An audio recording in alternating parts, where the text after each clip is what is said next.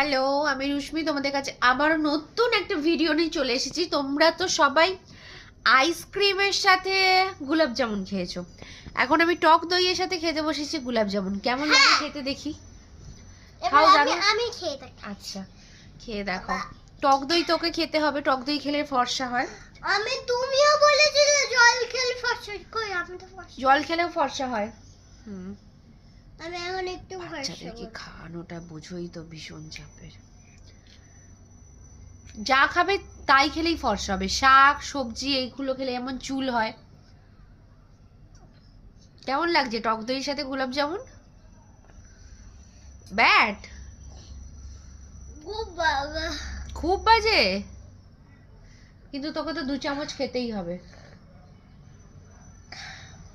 লাস্টের জিনিসটা ভালো লাগছে, গোলাপ জামুনটা ভালো লাগছে, তাই তো? লাস্টেরটা মানে যখন দইটা খাওয়ার পর যখন গোলাপ জামুনটা পড়ে থাকে। জারুর হচ্ছে ফেভারিট মিষ্টি গোলাপ জামুন নালে পান্তুয়া।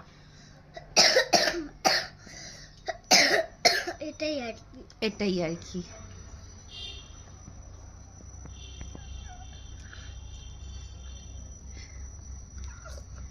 কিন্তু রেগুলার তুই যদি এই গোলাপ জামুন দিয়ে টক দই খাস তাহলে কিন্তু তুই মোটা হয়ে যাবি, তাই রেগুলার আমি দেবো না।